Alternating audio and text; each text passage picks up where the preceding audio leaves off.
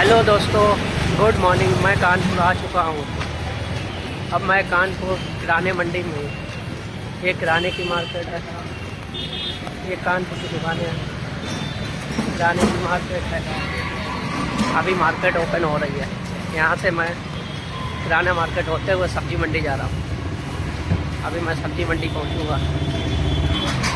ये किराना मार्केट कलेक्टरगंज में है।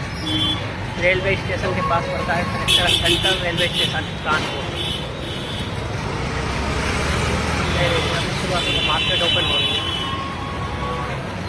देखो, मैं सब्जी मंडी आ गया हूँ। यहाँ पर बीज की भी दुकानें हैं। बादशाही नाका भी यहाँ पे बोलते हैं। सब्जी मंडी है यहाँ पे। सुबह सुबह सब्जी मंडी लगती है। बादशाही नाका भी बोलते हैं।